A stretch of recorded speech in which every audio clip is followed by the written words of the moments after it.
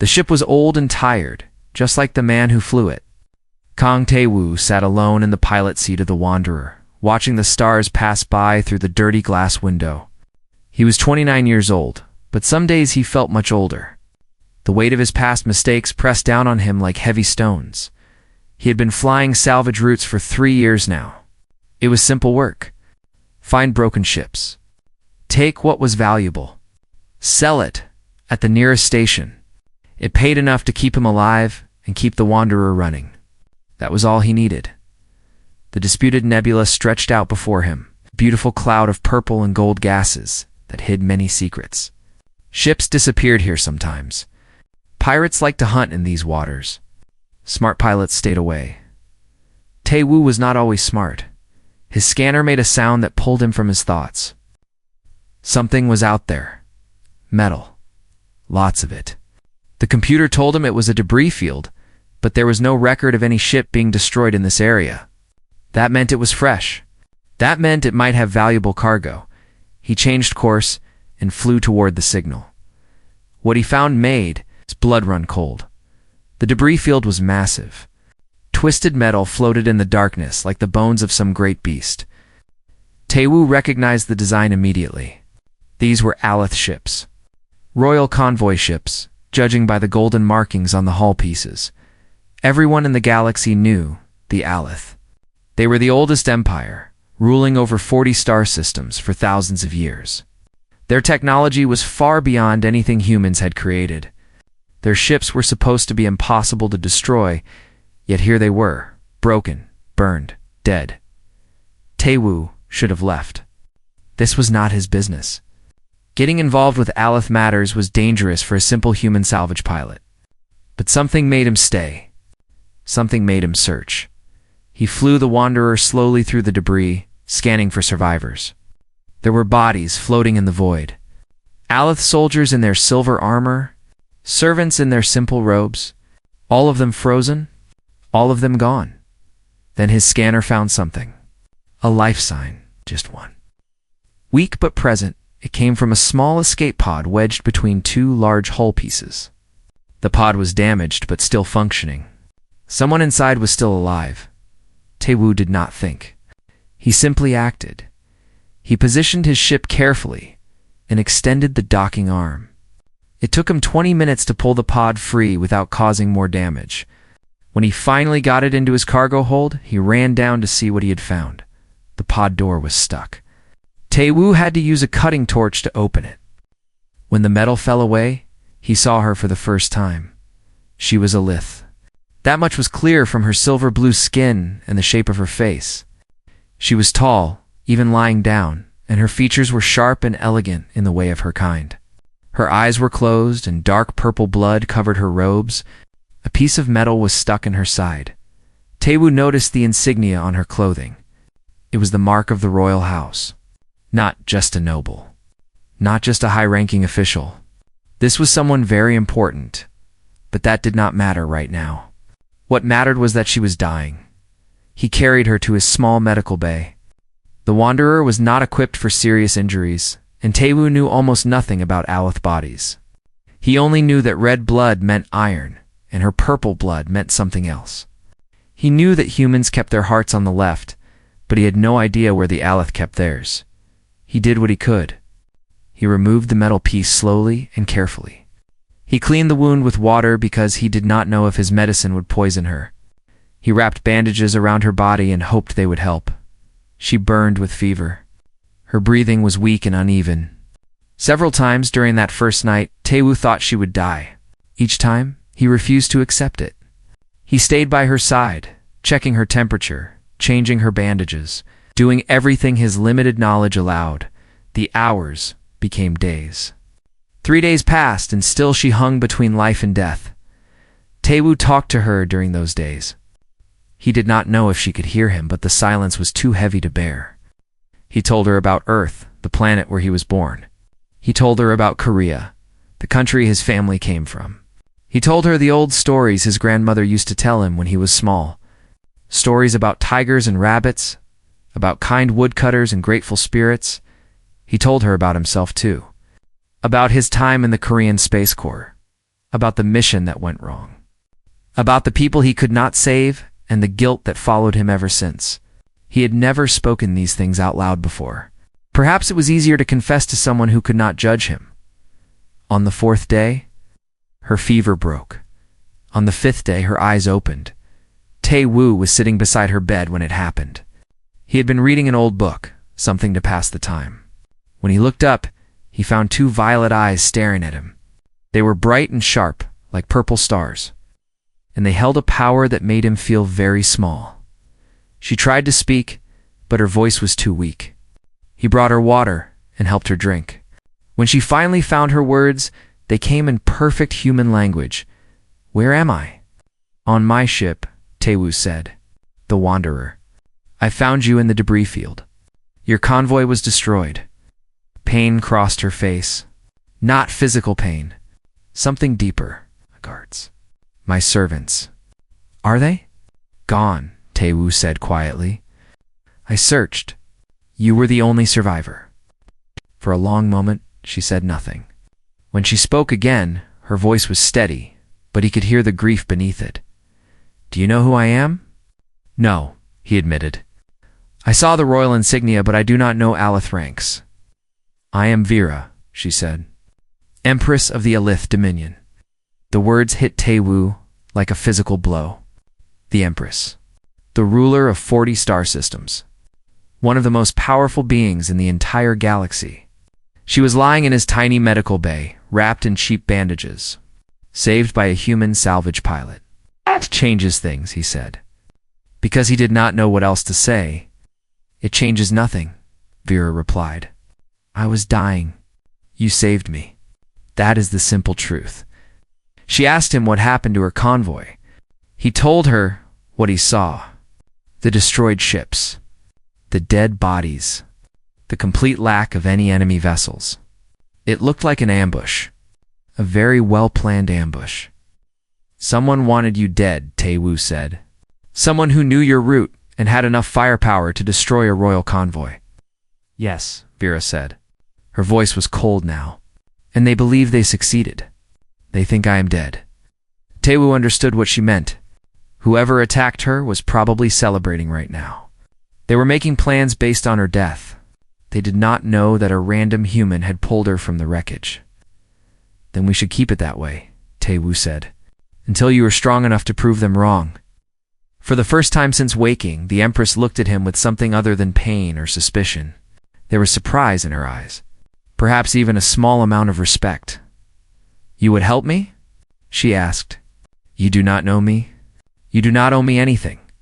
Helping me could bring great danger to your life." Tae-woo shrugged. It was a very human gesture, and Vera found it strange. "I did not save you so you could die later," he said.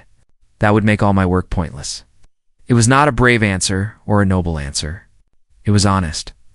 And in that moment, Vera realized that this simple human might be the only person in the galaxy she could trust. The days passed slowly on the Wanderer. Vera grew stronger with each sunrise, though there was no real sunrise in space. Tae-woo measured time by the ship's clock and by the color. Returning to the Empress's silver-blue skin, she was a difficult patient. She wanted to stand before her legs could hold her. She wanted to plan her return before her wound had closed. Tae-woo had to remind her many times that dead Empresses could not take revenge on anyone. They talked during those healing days. Vera asked many questions about humans. She had never met one before him. Her empire viewed humanity as a young species, barely worth noticing. They had technology, yes, but nothing compared to the Alith. They had courage, perhaps, but courage without wisdom was just foolishness. Yet this human had found her. This human had saved her. This human had sat beside her bed for days, fighting death with nothing but bandages and stubbornness. Tae-woo asked questions too. He wanted to know about the Alith, about their empire, about the politics that led to her assassination attempt. Vera answered some questions and avoided others. Trust came slowly to her. It had to. She was an empress. Trusting the wrong person meant death. One evening, as the Wanderer drifted through empty space, Vera asked Tae-woo to sit with her. Her face was serious in a way he had not seen before. Something heavy was on her mind. "I must tell you something," she said. "Something important about my people and our traditions." Tae-woo sat down across from her. He waited. "Among the Alith," Vera began, "there is a sacred law called the life obligation. It is older than our empire, older than our written history. It is one of the foundations of our civilization." She paused, choosing her words carefully. "Duh. When someone saves another person's life at great personal risk, a bond is formed. This bond cannot be broken by words or wishes. It exists whether both parties want it or not. The person who was saved owes their existence to their rescuer. This debt is called the life obligation." Tae-woo listened, but did not yet understand why this mattered. "For common people," Vera continued, "the life obligation means service. The saved person serves their rescuer for a period of time determined by custom. For nobles, it means alliance. Their houses become connected forever. And for an empress?" Tae-woo asked. Vera's violet eyes met his. There was something in them he could not read. Fear, perhaps, or shame. "There has never been an empress bound by life's obligation to someone outside our species. There is no custom for this. No precedent. But the law is clear. My life belongs to you now. In the eyes of my people, I exist because you allowed me to exist." The words hung in the air between them. Tae-woo felt the weight of them pressing down on his chest. "I do not want your life," he said firmly. "I did not save you for payment. I saved you because you were dying and I could help. That is all." "I know," Vera said. "I believe you. But Alith law does not care about your intentions. The bond exists. If I return to my throne and ignore it, I will be seen as oath-broken, cursed, unfit to rule." Tae-woo stood up and walked to the window. The stars looked cold and distant. He had wanted a simple life. Salvage work. Empty space. No responsibilities except keeping his ship running. Now the fate of an alien empress rested on his shoulders. "What happens if you are seen as oath-broken?" he asked without turning around. "My enemies will use it against me. The council will lose faith. My people will whisper that their empress has no honor. And the one who tried to kill me will find it much easier to try again. So if I refuse this obligation, I am basically killing you." "It's not basically," Vera said quietly. Actually, Tae-woo turned to face her. She looked small in that moment. Not like an empress. Just like a woman trapped by forces beyond her control. He recognized that feeling. He had lived with it for years. "There must be another way," he said. "Some exception. Some legal trick." "There is not. The life obligation is absolute. The only way to dissolve it is if the rescuer dies, if the rescued person dies, or if both parties formally agree to transfer the obligation into something else." "Something else? Like what?" Vera hesitated. This was clearly difficult for her to explain. "Marriage is one option. It transforms the obligation into equal partnership. But that would cause other problems. A human emperor beside an Alith empress would shock the galaxy. What are the other options? Sworn brotherhood. It is rare and has not been used in 10,000 years, but it exists. The rescuer becomes family to the rescued. Equal in status. Equal in honor. The debt becomes mutual respect instead of ownership." Tae-woo thought about this. He had lost his family years ago. His parents died when he was young. His grandmother raised him until she passed away too. The idea of having family again, even strange alien family, touched something deep inside him. But this was not about his feelings. This was about politics and survival and the fate of an empire. "If I accept this obligation," he said slowly, "what happens next? I return to my throne. You come with me. We present ourselves to the High Council and announce the life obligation publicly. My enemies will be shocked. They will try to use your humanity against me. But the law will protect us both, and if I refuse..." Vera's face became a mask. The Empress returned, hiding the woman beneath. "Then I will understand. You did not ask for this burden. It is not fair to place it on you. I will return alone and face whatever comes." But Tae-woo heard what she did not say. She would return alone and die. Maybe not immediately. Maybe not publicly, but eventually her enemies would win. The woman he had spent 3 days fighting to save would be destroyed by his refusal. He thought about his grandmother's stories. She always said that kindness created connections.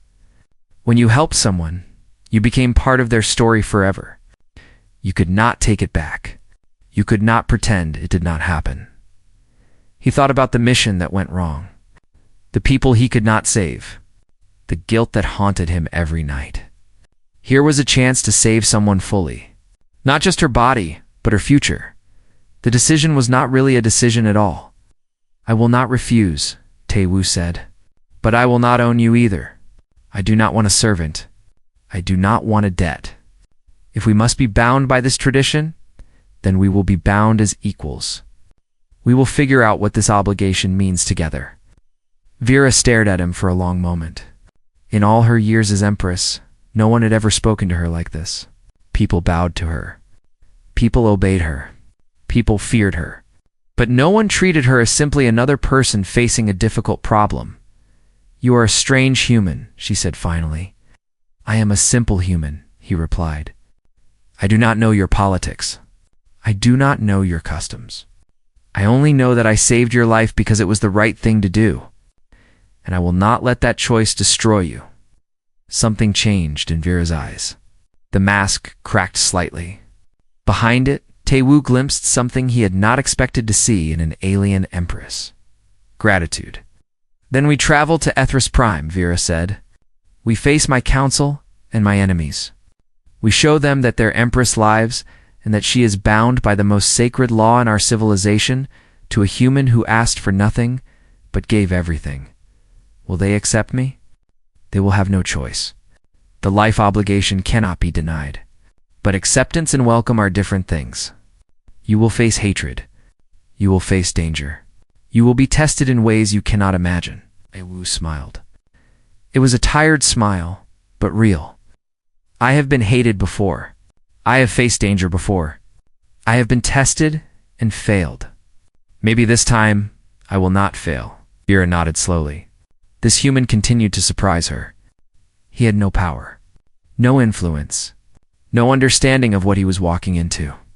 Yet he agreed anyway, not out of greed or ambition, but because he could not bear the thought of his rescue, meaning nothing. Perhaps. She thought her people had been wrong about humanity. Perhaps there was strength in them that had nothing to do with ships or weapons. Perhaps saving her life was not an accident. Perhaps it was fate. She would not know until they reached her homeworld. But for the first time since waking in this small ship, Vera felt something she had almost forgotten. Hope Ethris Prime was the most beautiful planet Tae-woo had ever seen. It hung in space like a jewel, its surface covered in shining cities and crystal oceans. 3 moons circled it slowly, and each moon held its own smaller cities. This was the heart of an empire that had ruled the stars for longer than humans had existed as a species. The Wanderer looked like a dying insect. Next to the Aleth ships that surrounded it, patrol vessels moved with perfect grace, their hulls glowing with energy shields that made Tae-woo's salvage runner look like a toy. When Vera transmitted her identification codes, there was silence for a very long time. Then the chaos began. Ships swarmed around them. Not attacking, escorting, the news spread faster than light. The Empress lived. The Empress had returned. And she came in a human ship, accompanied by a human male. Tae-woo kept his hands steady on the controls. His heart pounded against his ribs. Everything he had faced in his life had been small compared to this moment. He was about to land on an alien world and stand beside an Empress. Nothing had prepared him for this. Vera sat beside him in the co-pilot seat.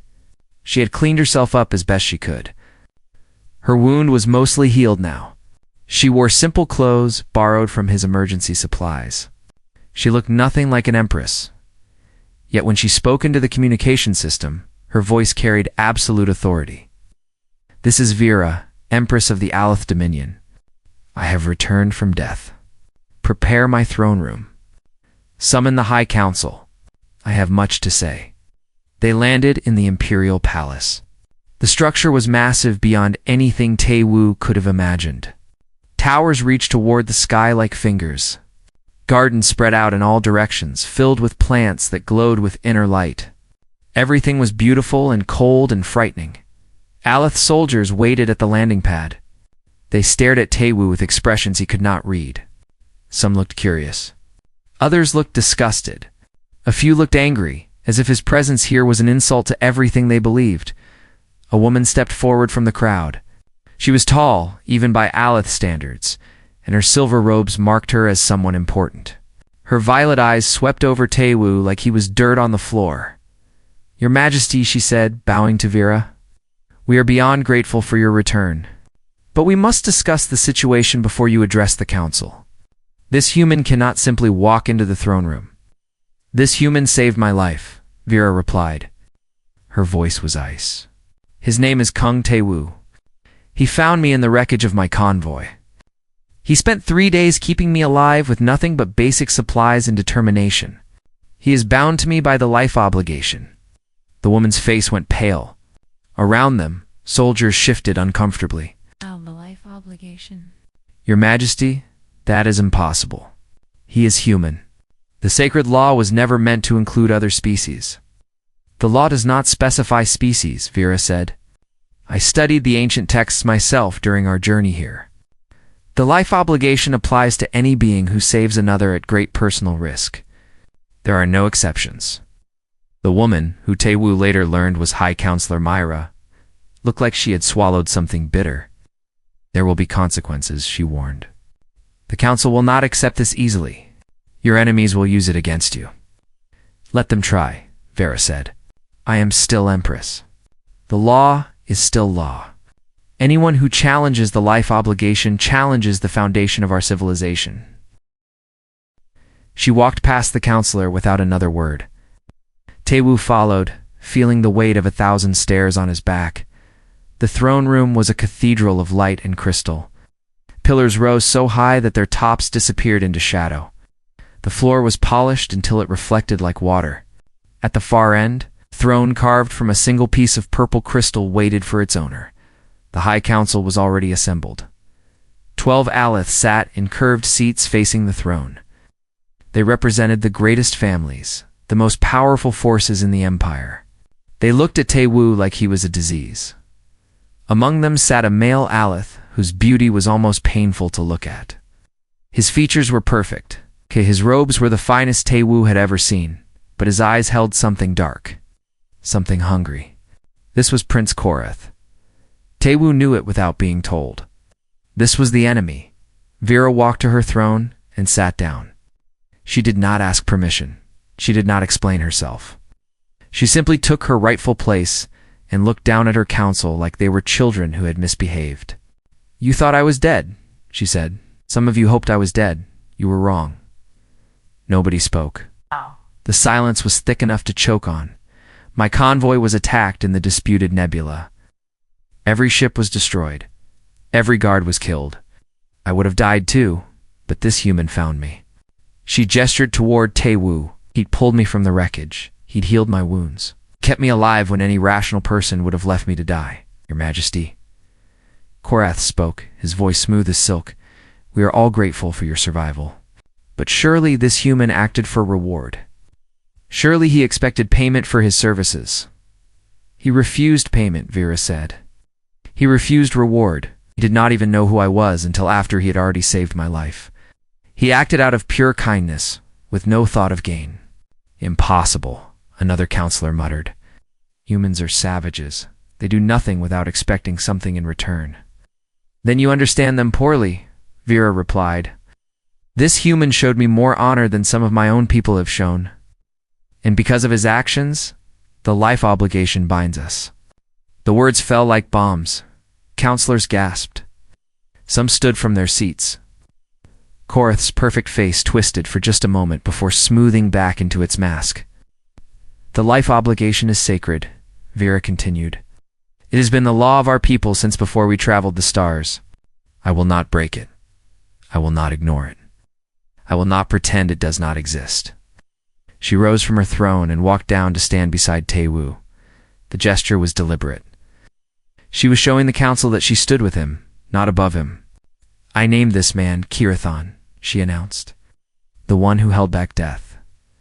This title is his right. Any who challenge it, challenge me and the laws of our empire." High Counselor Mira stepped forward. Her face was carefully neutral. "Your Majesty, we do not challenge the law. But we must consider the consequences. If an empress bound to a human, the other empires will laugh at us. Our enemies will see weakness." "Let them laugh," Tae-woo said. Everyone turned to look at him. He had not spoken since entering the throne room. His voice sounded rough and strange among all these elegant aliens. "I am not here to make you look strong or weak," he continued. "I am here because I saved your empress, and your tradition demands it. I did not ask for this honor. I do not want political power. I just want to see this through." "And what exactly does a human want?" Korath asked. "What will you demand from our empress? Our resources? Our technology? Our secrets?" "Nothing," Tae-woo said. "I want nothing from you. Everyone wants something." "Then maybe humans are different from what you expect." The confrontation hung in the air. Korath's eyes burned with hatred, but he could not act openly. The life obligation protected Tae-woo completely. Any harm to him would be seen as an attack on the Empress herself. The council session ended without resolution. The counselors needed time to process what had happened. They needed time to scheme and plan and decide what this change meant for them as they filed out. Admiral Daesung entered the throne room.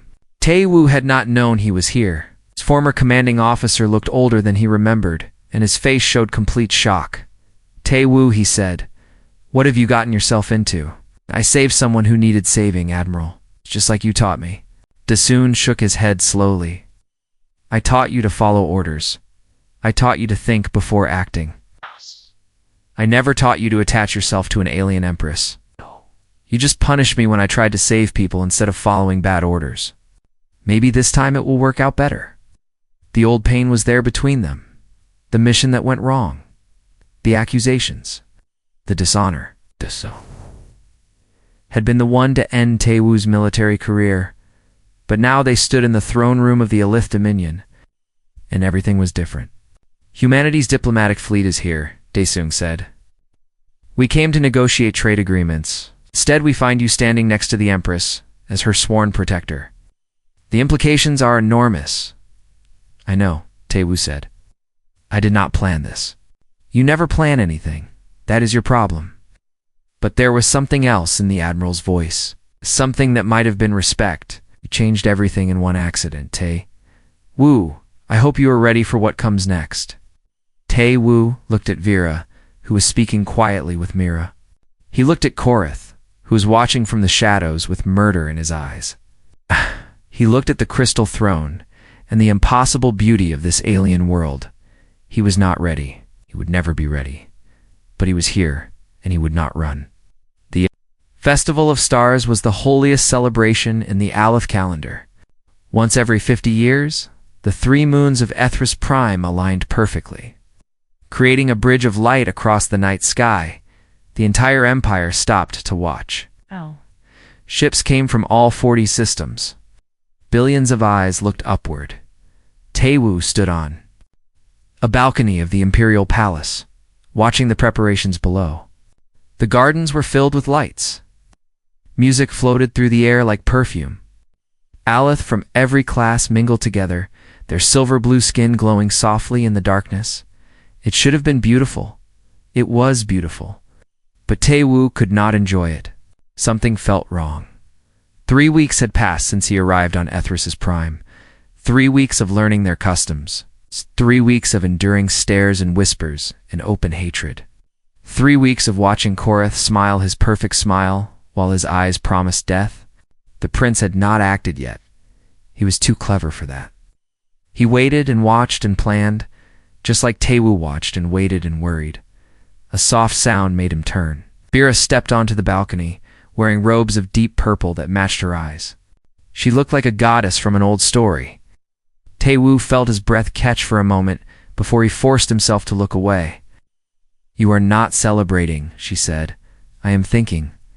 "About what?" about how easy it would be to kill someone on a night like this. So many people, so much confusion, so many shadows.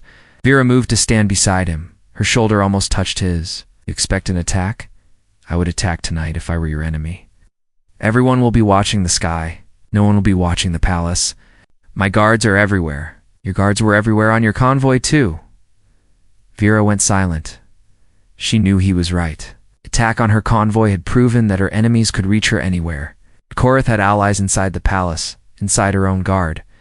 Trust was a luxury she could no longer afford.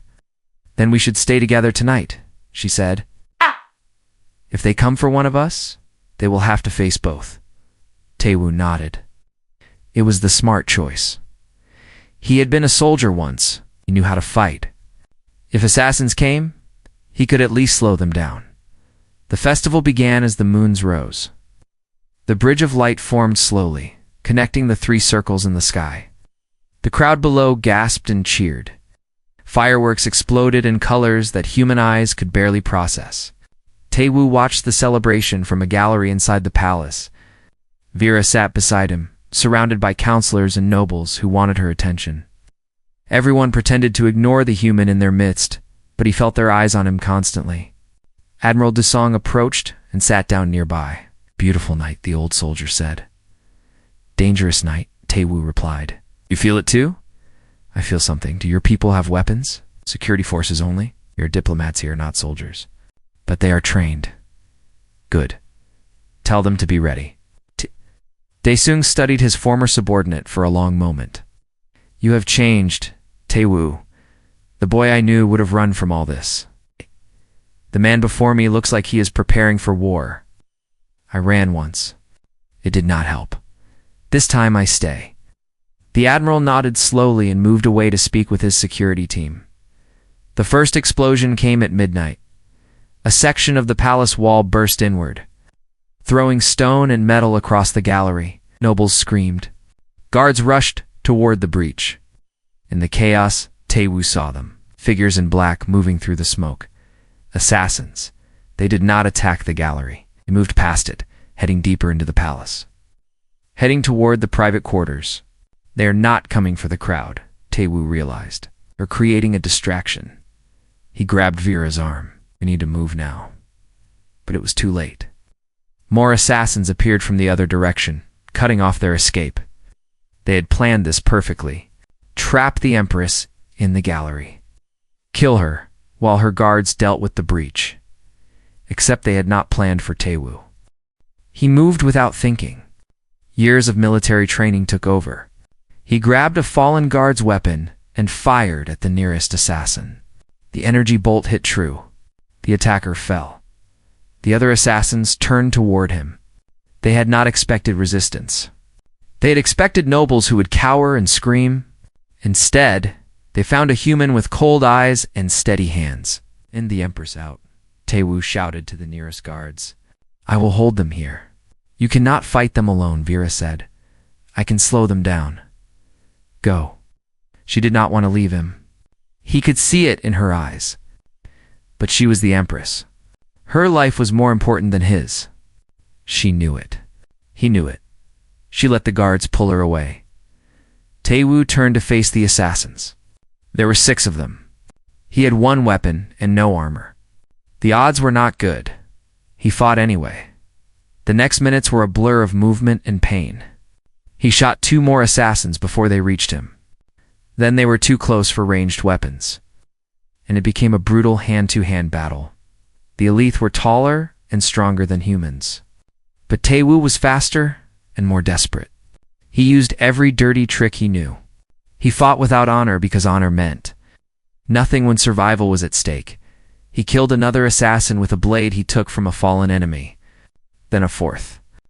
But the 5th one caught him across the chest with a burning weapon that left a trail of agony in its wake. Taewoo fell. The assassin raised his blade for the killing blow. Admiral. Daesung shot him in the back. The human security team had arrived. They were not many, but they were enough. The last assassin fell under their combined fire. Daesung knelt beside Taewoo. "You are the biggest fool I have ever known," the admiral said. "Facing 6 assassins alone, What were you thinking? I was thinking that someone had to give her time to escape. You almost died. I've almost died before. It is becoming a habit. But the battle was not over. More sounds of fighting came from deeper in the palace. Tae-woo forced himself to stand, ignoring the wound on his chest. He had to reach Vera. He had to know she was safe. He ran through corridors filled with smoke and bodies. The human security team followed him. They trusted him now, in a way they had not trusted him before. He had proven himself. They found the throne room surrounded by Korath's soldiers. The prince had finally made his move. His men had taken the throne room while the Empress's guards fought assassins elsewhere, and standing in the middle of it all was Vera. Surrounded by enemies, with Korath pointing a weapon at her heart. The life obligation ends tonight, the prince said. When you die, and when your human pet dies, there will be no one left to challenge my claim to the throne. Tae-woo did not stop to think. He charged through the door. The soldiers were not ready for an attack from behind. Tae-woo cut through two of them before they could react. Dae-seung and his team followed. Turning the throne room into a battlefield, Korath fired at Vira. Tae-woo threw himself. Between them, the plasma bolt hit him in the back. It should have killed him instantly. Somehow, it did not. He fell forward, his vision going dark, his body broken.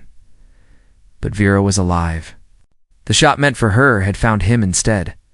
The nobles who had been hiding in the throne room saw everything. They saw the human throw away his life to save their empress. They saw the life obligation proven true in the most powerful way possible. Korath's face twisted with rage. He tried to fire again, but Vera moved faster than thought. She grabbed a fallen weapon and shot her cousin through the heart. The prince fell. His soldiers surrendered. The battle was over, but Tae-woo lay on the cold floor, barely breathing. The wound was fatal. Everyone could see it. He had minutes left, maybe less. Vera knelt beside him and took his hand. "You foolish man," she whispered. "Why did you do that?" "Because I did not save you just so you could die later," he managed to say. "That would make all my work pointless," he smiled, using her own words against her. Then his eyes closed, and he did not move again. Vera screamed for her physicians. She screamed for anyone who could help.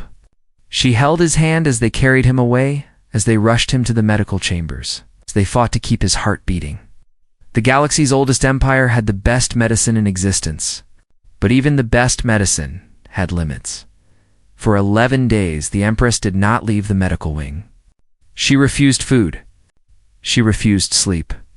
She refused to accept that the human who had saved her twice might slip away forever. And the galaxy watched, wondering if the strange bond between an Empress and a salvage pilot would end in death.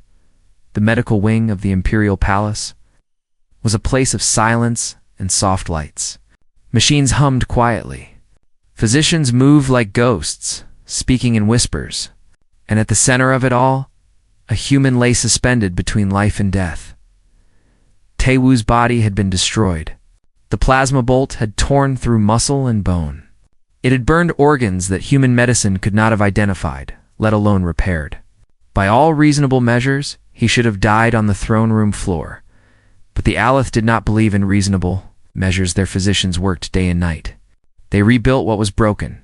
They regrew what was burned. They used technologies that humans had not yet imagined. Techniques developed over thousands of years of medical advancement, and still, they were not certain he would survive. Vera sat beside his bed. She had been there for 11 days. The council sent messages demanding her attention. Her empire needed its empress. Wars could start. Treaties could fail. 1,000 things required her decision. She ignored them all. High Counselor Mira came on the 5th day. She stood at the doorway watching her empress sit vigil over a dying human. "Your Majesty," she said carefully, "the council grows concerned. You have duties that cannot wait." "My duty is here," Vera replied without looking up. "Is one human. The Empire is billions of Aleth across 40 systems. I saved my life. Twice. What kind of empress abandoned someone who gave everything for her?" Mira had no answer for that. She left quietly and did not return. Admiral De Song came on the 7th day. The old soldier looked tired. The battle had cost him 2 of his security team. He carried that weight on his shoulders. The physicians say his body is healing, De Song said, but his mind is still dark. They do not know when he will wake. They do not know if he will wake. He will wake, Vera said. He is too stubborn to die. Know him that well after just a few weeks? Vera finally looked up. Her violet eyes were bloodshot from lack of sleep. I know that he saved me when he had no reason to. I know that he accepted an obligation he did not understand because walking away would have destroyed me. I know that he faced 6 assassins alone to give me time to escape. I know that he stepped in front of a plasma bolt meant for my heart. She paused. Yes, I know him that well. Daesung nodded slowly. He understood something that he had not understood before. This was not just about honor or tradition. Something deeper had formed between the Empress and the salvage pilot. Something that crossed the boundaries of species and culture. When he wakes, Daesung said, tell him that his old commander is proud of him. Tell him that whatever mistakes he made in the past, he has more than made up for them now. Tell him yourself. He will wake. On the 11th day, Taewoo opened his eyes. The light hurt. Everything hurt. His body felt like it had been taken apart and put back together wrong. He tried to move and discovered that moving was beyond him for the moment. A face appeared above him. Silver blue skin. Violet eyes filled with tears. The most beautiful face he had ever seen. You came back, Vera whispered. I told you, Taewoo managed to say. His voice was weak and rough. I did not save you so you could die later. It works both ways, Vera laughed. It was a broken sound, filled with relief and exhaustion, and something else that neither of them had words for. She took his hand and held it tight. The life obligation, she said. It goes both ways now. You saved me. I saved you. We are bound not as debtor and creditor, but as equals. The words hung in the air. Taewoo understood what she meant. In all the history of the Aleth, no such equal bond had ever existed. The tradition had always been one-sided. The saved owed the rescuer, but now they had saved each other. What does that mean? He asked. For your people. For your empire. To mean something new. Something that has never happened before. She stood and walked to the window. Outside, the 3 moons hung in the sky, no longer aligned, but still beautiful. I have had 11 days to think, she said. 11 days to watch you fight for life. 11 days to consider what this bond means to me. She turned back to face him. The council wants to dismiss you. They want to find some loophole in the law that will allow them to send you back to human space and forget you ever existed. They're afraid of what you represent.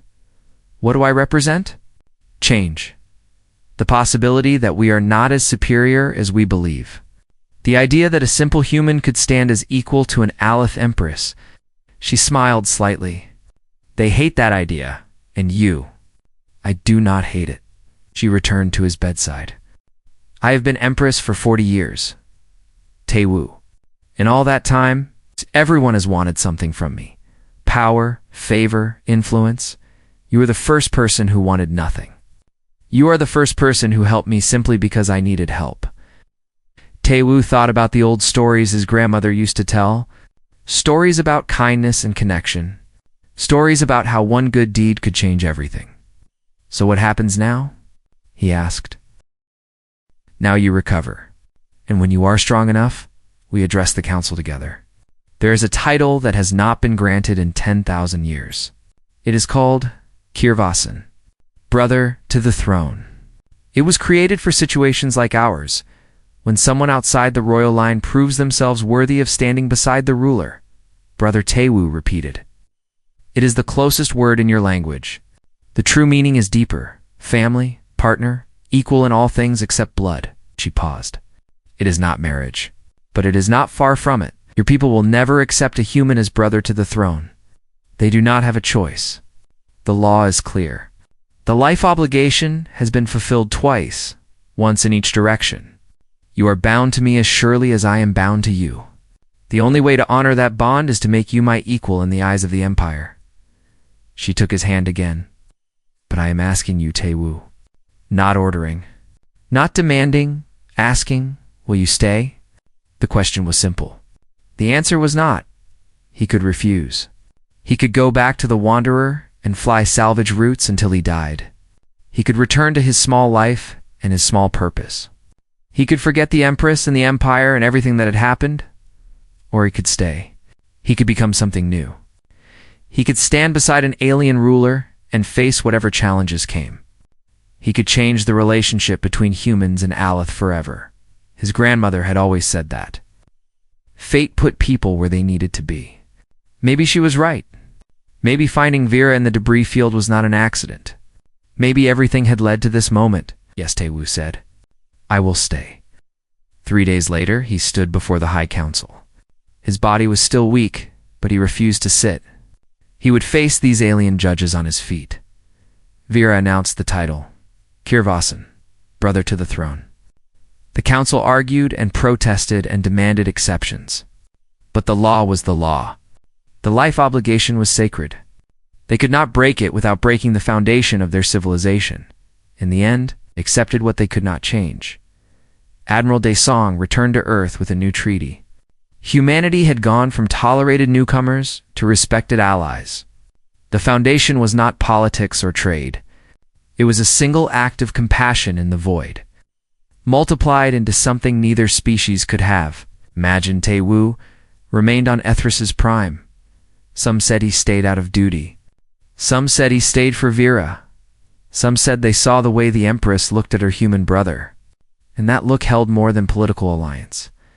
Perhaps all of these things were true.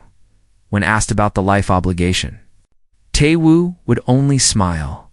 I did not save her because tradition demanded it, he would say. I saved her because she was dying and I could help. Everything after that was just the universe catching up. Aleth remembered those words. They studied them.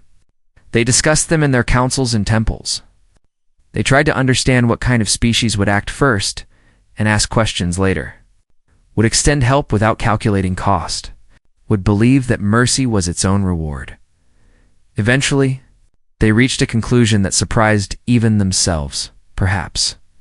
The oldest empire in the galaxy still had something to learn, perhaps humanity. With all its chaos and impulsiveness and strange kindness, was not so primitive after all. Perhaps the universe was better when different species stood together as equals, bound not by conquest but by compassion, and perhaps one salvage pilot from Korea had understood this truth all along. Years later, when historians wrote about the turning point in human-Aleth relations, they did not focus on treaties or trade agreements. They focused on a man who found a dying Empress in the wreckage of her convoy and refused to let her go. They called it the day. The stars changed, but Taewoo never thought of it that way. To him, it was simply the day he did what was right, and the universe rewarded him for it. That was the human way, and now at last, the galaxy was beginning to understand.